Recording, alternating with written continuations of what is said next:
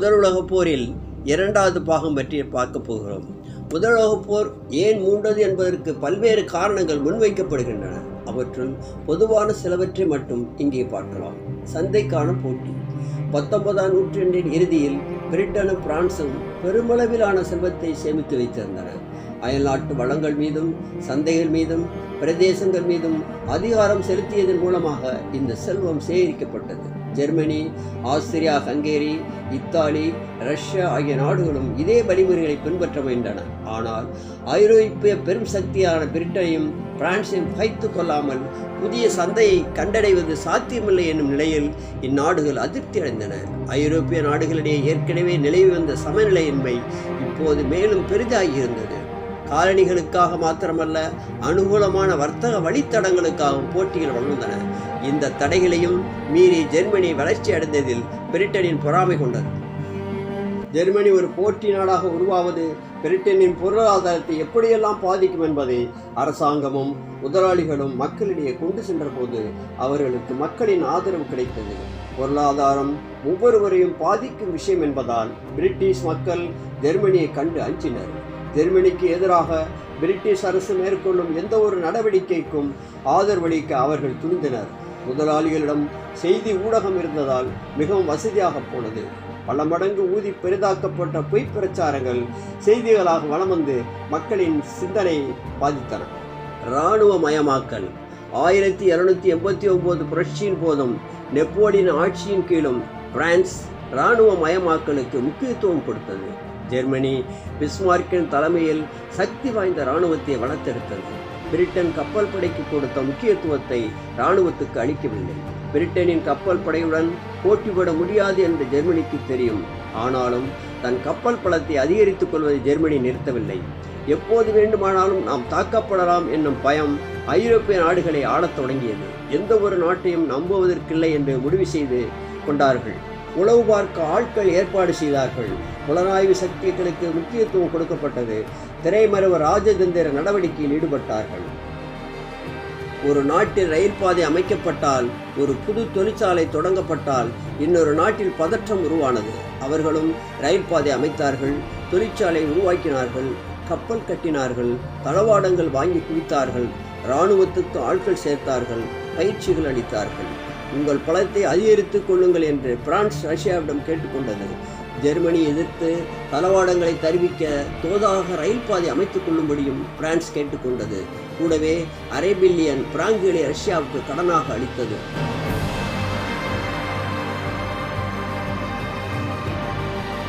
இராணுவ உயர் அதிகாரிகள் தாங்கள் வாழ்நாளில் கற்றுக்கொண்ட விஷயங்கள் அனைத்தையும் போர் தயாரிப்புகளில் கூட்டினர். ஜெனரல்களும் மேஜர்களும் லெப்டினன்ட்களும் தங்கள் திறமையை நிரூபிப்பதற்கான ஒரு வாய்ப்பாக யுத்தத்தை எடுத்துக்கொண்டனர்.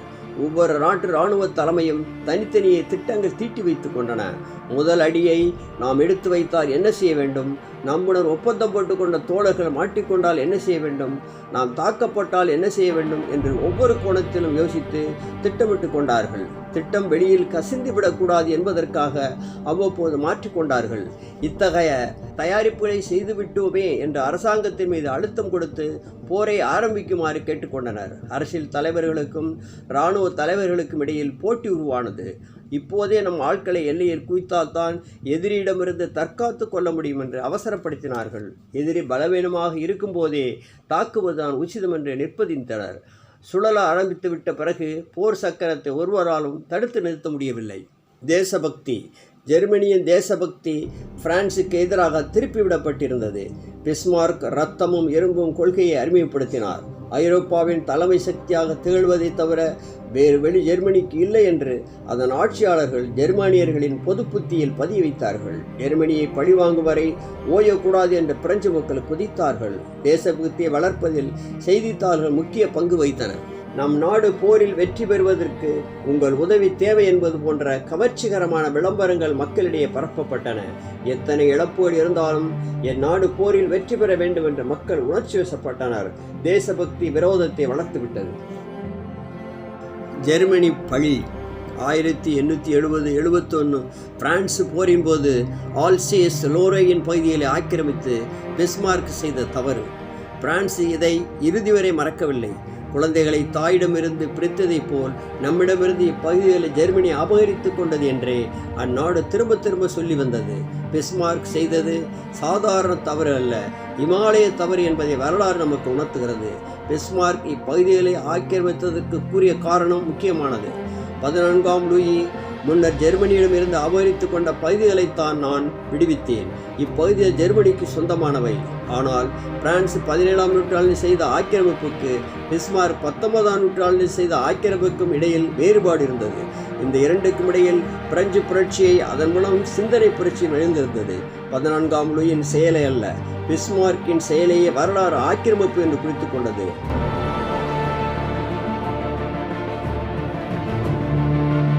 குறிப்பாக பிரான்ஸ் காரணம், லூயி இப்பகுதிகளை அபகரித்த போது ஜெர்மனி என்ற ஒரு தேசமே இருக்கவில்லை. சிதறி கிடந்த சில பகுதிகளைத்தான் அவர் வளைத்துக் கொண்டார். ஆனால் பிஸ்மார்க் பிரான்சுக்கு சட்டப்படி சொந்தமான பகுதிகளை போர் தொடுத்து இணைத்துக் கொண்டார். இத்தனைக்கும் ஆல்சேஸ் லோரோயின் பகுதியில் வாழ்ந்த 1/2 மில்லியன் மக்களும் ஜெர்மானிய மொழிதான் பேசி வந்தனர். ஆனால் அவர்கள் ஜெர்மனியுடன் உளவுபூர்வமாக தொடர்பு கொண்டிருக்கவில்லை. மாறாக பிரான்சிடமிருந்து துண்டிக்கப்பட்டதை அடுத்து அவர்கள் பிஸ்மார்க்கையும் ஜெர்மனியையும் எதிர்க்கவே செய்தனர். உண்மையில் ஜெர்மனிக்கும் இப்பகுதியில் தேவையாக இருக்கவில்லை. இராணுவ ரீதியிலும் கூட இப்பகுதியில் ஜெர்மனிக்கு பதிலளிக்கப் போவதில்லை.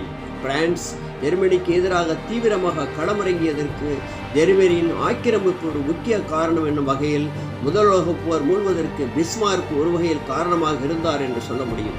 பின்னாளில் பிஸ்மார்க் பிரான்சுடன் முறிந்து போன உறவை வளர்த்து கொள்ளும் ஆர்வத்தையும் கொண்டிருந்தார் என்றாலும் பிரான்ஸ் ஜெர்மனியை மன்னிக்க தயாராக இல்லை.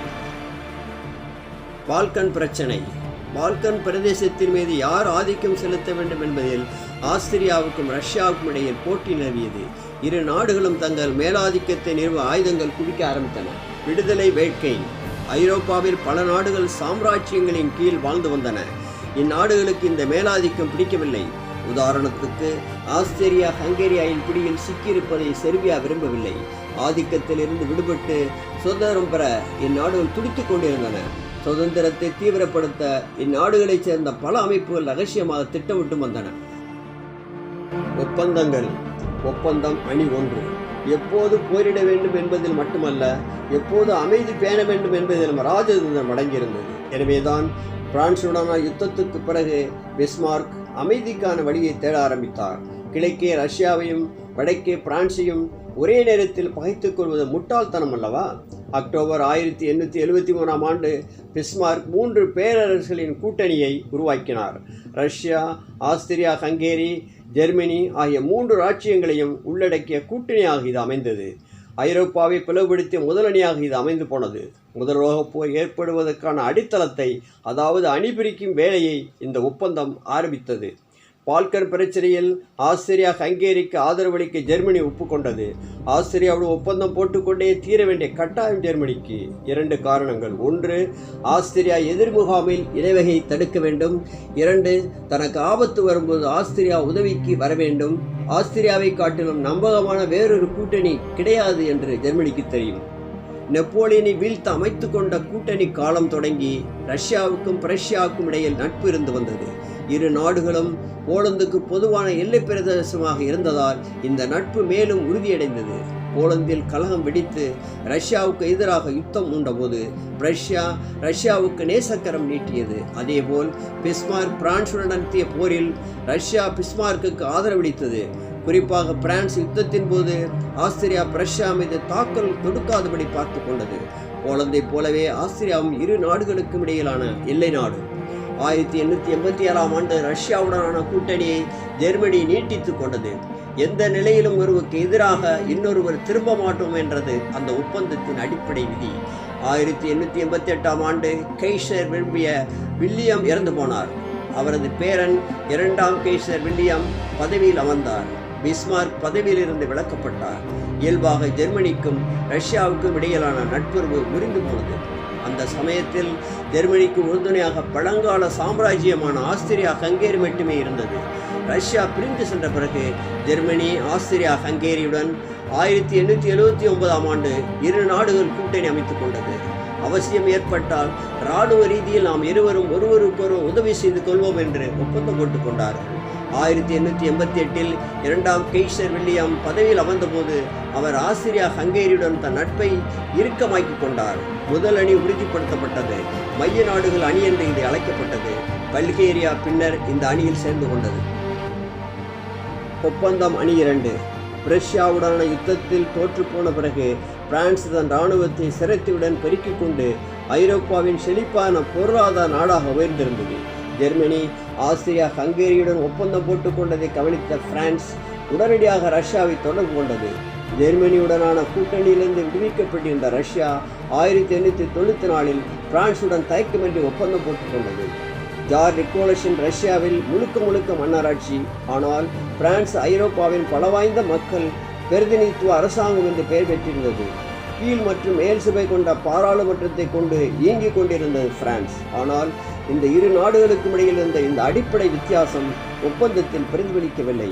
பிரிட்டனின் எதேச்சாதிகாரம் அச்சமூட்டக்கூடியதாக இருந்தது. ஜெர்மனியின் புதிய ஒப்பந்தம் சமமற்ற தன்மையை உண்டாக்கியிருந்தது. இந்நிலையில் தனித்து விடப்படுவது சரியானதல்ல என்று பிரான்சும் ரஷ்யாவும் முடிவுக்கு வந்ததன் விளைவே இந்த ஒப்பந்தம். ஒப்பந்தத்தின் முக்கிய அம்சங்கள்: இராணுவ உதவிகள் அளிப்பது, போர் மூண்டால் பக்கபலமாக இருப்பது, ஆஸ்திரியா ஹங்கேரியின் கிழக்கையில் வசித்து வரும் ஸ்லாவிய இன மக்களுக்கு ஆபத்தேறும் பட்சத்தில் மீட்டெடுப்பது. உண்மையில் பிரான்சுக்கும் பால்கன் நாடுகளுக்கும் எந்த தொடர்பும் இல்லை. ஆனாலும் ஜெர்மனிக்கு எதிராக திரண்டு வர பிரான்ஸ் ஒப்புக்கொண்டது. ஆயுத போட்டியில் சமநிலை ஏற்பட வேண்டுமானால் ஜெர்மனிக்கு எதிராக ரஷ்யாவுடன் கைகோர்க்க வேண்டும் என்று பிரான்ஸ் கணக்கு போட்டது. மிக பெரியது என்றாலும் ரஷ்யாவின் போக்குவரத்து வசதியில்லை என்பதை உணர்ந்த பிரான்ஸ் ரயில் பாதையில் அமைக்க ரஷ்யாவுக்கு கடனுதவி செய்தது. தளவாடங்களை எல்லையில் கொண்டு வந்து குவிக்கவும் துருப்புகளை களமிறக்கவும் இந்த பாதைகள் உதவும் என்று பிரான்ஸ் நம்பியது. கிடைத்த கடனுதவியை ரஷ்யா ஏற்றுக்கொண்டது. ஜெர்மனி, பிரான்ஸ், ரஷ்யா ஆகிய நாடுகள் தங்களுக்குள் அணி சேர்ந்திருப்பதையும் பிரிட்டன் கவனித்தது. இந்த நாடுகள் தங்கள் காலனிகளை பெருக்கிக் கொள்ள முயன்று வருவதையும் உலக வர்த்தக அரங்கில் நுழைந்து ஆதிக்கம் செலுத்த ஆரம்பித்திருப்பதையும் பிரிட்டன் கவனத்தில் எடுத்துக்கொண்டது. ரஷ்யா ஆப்கானிஸ்தானில் செல்வாக்கு ஈட்ட முயற்சி செய்து கொண்டிருந்தது. பிரான்ஸ் ஆப்பிரிக்காவை நோக்கி நகர்ந்து கொண்டிருந்தது. ஜெர்மனி இரண்டாம் கெய்சர் வில்லியம் ஓர் உலக திட்டத்தை வகுத்து கொண்டு சத்தமில்லாமல் முன்னேறி கொண்டிருந்தார். திட்டத்தின் ஒரு பாகமாக சீனா, மேற்கு சமோவா, ஆப்பிரிக்கா ஆகிய பகுதிகளில் ஜெர்மனி ஏற்கனவே கால் பதித்திருந்தது. மொத்தத்தில் அடுத்து வீசப்போகும் புயலுக்கான முன்னேற்பாடாகவே ஐரோப்பா 2 அணிகளாக பிரிந்திருக்கிறது. ஏனெனில் பிரிட்டன் எந்த அணியில் இணைய வேண்டும்? குழப்பம் ஏதுமில்லை பிரிட்டனுக்கு.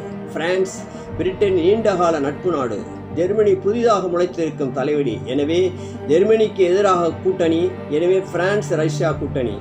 1904 பிரிட்டனும் பிரான்சும் ஒப்பந்தம் ஒன்றை போட்டுக்கொண்டன. புரிந்துணர்வு ஒப்பந்தம் என்னும் பொருள்படும் காலனிகள் தொடர்பாக இரு நாடுகளுக்கும் இடையில் இருந்து வந்த சில புகைச்சல்களையும் போக்கிக் கொள்ளும் வகையில் அமைந்திருந்தது. அதாவது ஜெர்மனியை எதிர்க்க வேண்டுமானால் பிரான்சுடன் சிறிது விட்டு கொடுத்து போவதில் தவறில்லை. இரண்டாவது அணி தயாரானது. பிரிட்டன், பிரான்ஸ், ரஷ்யா போன்ற 3 நாடுகள் கூட்டணி. நேச நாடுகள் அணி என்று இது அழைக்கப்பட்டது. இந்த அணியில் பின்னர் அமெரிக்கா சேர்ந்து கொண்டது. இரு அணிகள் உருவானதை அடுத்து ஐரோப்பா 2ஆக பிளக்கப்பட்டது. ஒரு அணிக்கு எதிராக இன்னொன்று ஆயுதத்தை பெருக்கிக் கொள்ள ஆரம்பித்தது. எப்போது வீழ்த்தலாம் என்று காத்திருக்க ஆரம்பித்தது. அதே சமயம் இந்த இரு அணி பிளவு போரை தடுத்து நிறுத்தவும் ஒரு கட்டம் வரை உதவியது. தன் அணியில் உள்ள நாடுகள் இன்னொரு அணியுடன் மோதிவிடாதபடி ஒவ்வொரு அணியும் கவனமாக பார்த்து கொண்டது. அந்த வகையில் திரைமறைவு போர் ஒன்று 1914 முன்னரே தொடங்கிவிட்டது. நன்றி, வணக்கம்.